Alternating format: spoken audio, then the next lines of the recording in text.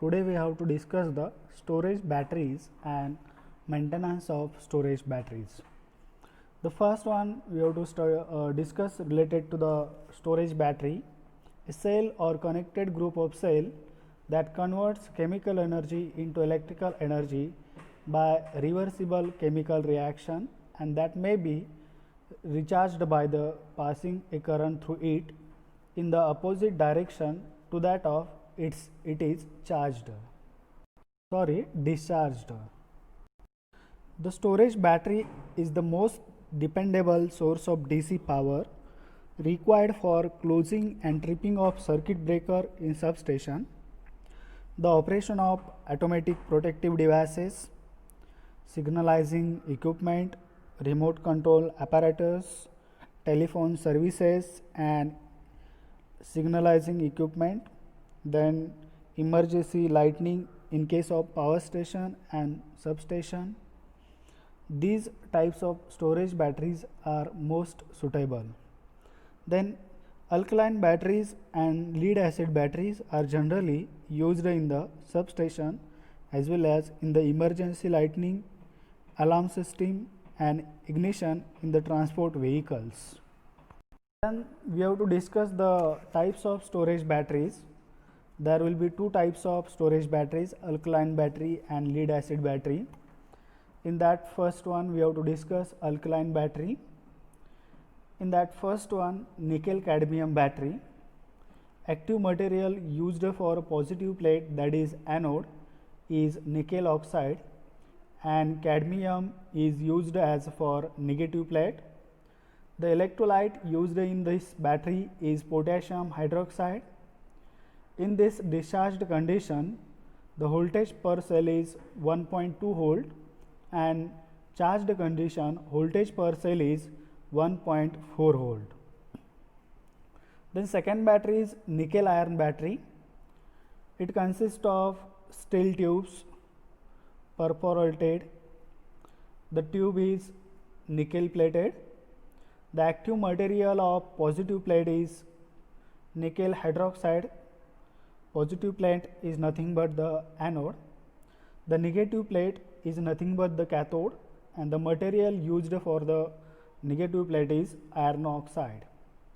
The potassium hydroxide is used as a electrolyte. When battery is charged, then voltage per cell is 1.2 volt. Lead acid battery, the battery which uses sponge lead and lead peroxide for the conversion of the chemical energy into the electrical power. Such type of battery is called as lead acid battery. The lead acid battery is most commonly used in the power station and substation. These are the different types of batteries, that is alkaline batteries and lead acid batteries are used for the emergency purposes. Then we have to discuss what are the different factors for the selection of storage of battery. The first one is voltage of battery. As per recommendation of BS specification, that is 24 volt, 30 volt, 50 volt, 110 volt, 220 volt batteries may be selected for supply of direct current to the auxiliary circuit, required for actuating protecting devices, signalizing equipment. This is the main important factor, that is voltage. According to that we have to select the battery. Then second one is the capacity of battery. The capacity of battery may be expressed in terms of watt hour and ampere hour. The storage battery is normally selected on the basis of delivering of current which is required for actuating various devices. Then third one is the capacity test. This test is performed to determine the capacity of battery at the time of installation as well as during the services. According to these factors, we have to select the storage batteries for the application. Then we have to discuss the maintenance of alkaline battery. This will be the maintenance schedule, that is we have to do the maintenance of the battery daily, monthly, yearly, quadrilaterally, or according to the requirement of the system we have to do the maintenance. Then on the daily basis we have to inspect the battery and the room for the general cleanness, then check the height of the electrolyte inside the battery, keep the record of the topping if done, check the voltage of the pilot cells, then record and check the specific gravity, temperature of the electrolyte of the pilot cell we have to maintain, then record and check the ambient temperature of the battery. If the ambient temperature will be increasing, we have to provide the proper ventilation or cooling system. Then the next one is we have to do the weekly maintenance. In that we have to inspect the battery very carefully. We have to remove the dust and dirt if accumulated on the batteries. Then we have to keep the battery clean and dry. Then we have to checking the cell for crack and electrolyte leakage, if so take remedial measures. We have to crack cells, we have to replace it, leakage electrolyte we have to remove. Record and check the specific gravity. We have to check and record the voltage, temperature of the pilot cell regularly. Then we have to check for the plate bucking, collection of sediments at the bottom of the cell. We have to remove that sediments present. Then we have to give quick refresh charge after every heavy discharge. Then the next one is fortnightly. In that carry out the inspection schedule as laid down above. Then topping of all the cell be done with distilled discharge. Then next one is the quadraturally we have to do the maintenance, that is we have to check the specific gravity and temperature of each cell. We have to check the voltage of the battery and each cell. Then we have to check the level of electrolyte of each cell. All the bolts and nuts should be checked for tightness. Petroleum jelly and Vaseline should be applied for easy operation. Then we have to check the float or trickle charges. Then test the battery for its load and small continuous load. These are the different maintenance we have to carried out on the battery quadraturally. Then we have to carry out the yearly inspection of the battery. In that we have to condition of the individual cell we have to inspect. Then resistance, that is terminal as well as cell to cell resistance we have to measure. Inspection of battery rack we have to check it. Then level of the sediments, it is collected at the bottom of the cell, we have to check or we have to remove that sediments collected at the bottom. Then paint afresh the racks, what may be the racks. On that rack we have to place the battery, we have to paint at that racks. Wall of the rooms with the acid resistance paint if it is needed. Then we have to discuss related to the what are the troubles will be occurs in the alkaline battery. We have to troubleshooting it. Suppose there will be one symptom, that is battery is not registered charging current. At that there will be possibility cause of discontinuity in charging circuit on account of blown fuses, loose connection. Then second symptom is battery is giving low output. The second cause is battery is giving low output than its rated capacity. Then possibility cause is contaminated electrolyte. Then we have to take the remedial measure, that is replace the electrolyte. Then heavy leakage due to the fault in cell. This is the second cause, we have to check and replace the faulty cell. Then specific gravity of the electrolyte is low, because of that battery is giving low output than its rated. Then replace the electrolyte and bring the specific gravity to correct value. The level of electrolyte is low, because of that battery gives low output. Then we have to topping should be done according to the requirement. Heavy self discharge, this is the second symptom. Then what is the possibility cause? Large collection of sediments. Then what is remedial measure we have to take? Wash the cell and replace the electrolyte. Then buckling of the walls. Then wall may be pressed back to the shape, provided that these do not cause short circuit. Then second symptom or third symptom is deformation of the containers. Then possibility cause is damaged vent plugs or walls. Then repair the plugs or walls. This is the one of the remedial measure. Then second cause is short circuit, because of that deformation of the containers will be takes place. Then we have to wash the cells, dry them and check the insulation. Then charging with plug left in place. Then discharge the cell to 0.8 to 1 volt and pour out the electrolyte and compress container to its shape. This is the remedial measure. Next symptom is excessive formation of carbonates near the terminals. Then possibility cause is damaged gaskets. Then we have to replace the gasket. Then level of electrolyte too high. Then lower down the level to rated level. Then third cause is specific gravity of the electrolyte higher than its rated value. Then reduce the specific gravity to its original value. Symptom is foaming of the battery. The possibility cause is electrolyte is contaminated by the organic compounds. At that we have to take the remedial measure that replace the electrolyte. Then we have to discuss related to the general care or general maintenance carried out related to the lead acid battery. The electrolyte level must be maintained 10 to 15 mm above the plate.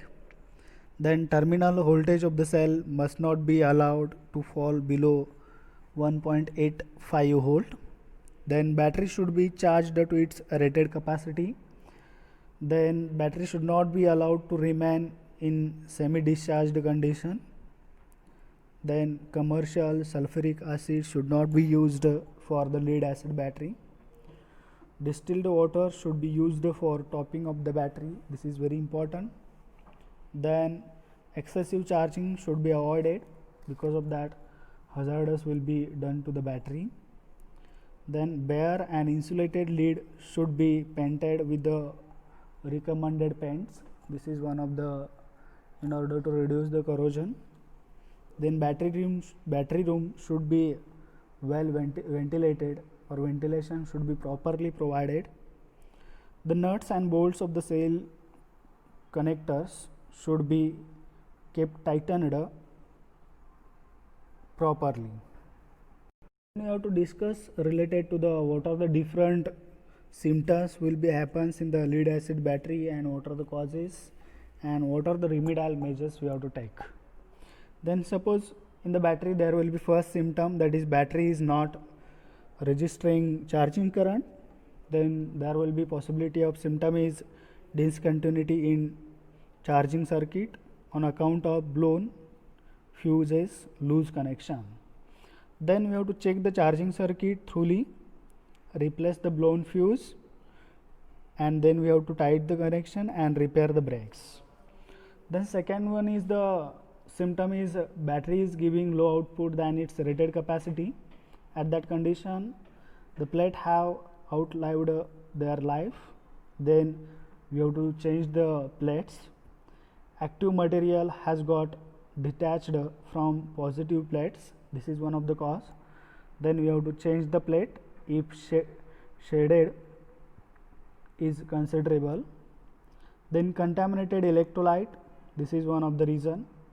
Then wash out the cell and fill it with the non-contaminated electrolyte. Heavy self discharge, this is one of the reason, because of that battery gives the low output. Then we have to inspect the cell and clean and dry them. This is the remedial measure we have to take. Then low operating temperature, because of that battery gives the low output. Then we have to avoid the loss of heat, use lagging increase specific gravity of the electrolyte. Next symptom in the battery is cell does not register voltage across its terminal. Then cause is maybe short circuit, then remove the cause of the short circuit of the cell. Then next is heavy leakage or self discharge. Then we have to clean it properly. Then next one is the very high temperature being experienced during charging. Then there will be a different possible causes. Charging rate very high, then discontinue charging and reduce the charging voltage. Then regulator, that is ampere hour meter, not set correctly, check and correctly set the meter. Then next one is the short circuit in the cell, then remove the cause of short circuit. The next one is the symptom is heavy gassing during the earlier stage of charging. This is because of the heavy charging current. Then we have to reduce the charging current. This is the remedial measure. Battery is being charged at very low temperature. Then warm the surrounding so as to increase the temperature of battery. The next symptom in the battery is very high temperature being experienced on the discharge. The different causes, because of that this will be happens. First one is the ambient temperature is too high, then loads are excessive and capacity of the battery is less, battery not fully charged before it is put into service, then level of the electrolyte is low. Then we have to take the remedial measure. We have to measure for decreasing ambient temperature of installation of correct size of battery or topping of cell. Then heavy gassing during discharge because of the contaminated electrolyte, this will be happens. Then you have to replace the electrolyte. Then next symptom is level of electrolyte get low too early because of the cracked cell jars, topping has been overlooked and heavy charging. If cracked cell jars, then check and replace the jar. Then topping has been overlocked, then topping should be done regularly. If heavy charging, then we have to reduce the charging rates. Then next symptom is cell voltages unequal. Then cause is over discharge, gives equalization charges. Then next one is one of the cell has got short circuit, then remove the short circuit, electrolyte level low, then pay attention to the topping of the cell. Then positive plate worn out, then replace the plate or cell. This is the remedial measure we have to take. Positive plate worn out, then we have to replace it. The next cause is unequal specific gravity in various cells because of the cracked jar. Then we have to replace the cracked jar. Strength of the electrolyte different in various cells, replace the electrolyte and add the correct electrolyte. This is the remedial measure. Neutralization material in the cell, replace the electrolyte and jar should be cleaned and dried properly. These are the different symptoms will be occurs, or these are the different problems will be occurs in the battery. Then we have to know the different reasons or causes because of that happens, and we have to take the remedial measures to reduce the faults or symptoms. Thank you friend. We have to see the storage battery, different types of storage batteries, then how to select the battery for application, what are the different maintenance carried out on the battery. Then we have to see the troubleshooting of the battery, what are the different symptoms or what are the different causes because of that fault will be occurs, and what are the remedial measures we have to take to remove that symptoms. Thank you friends.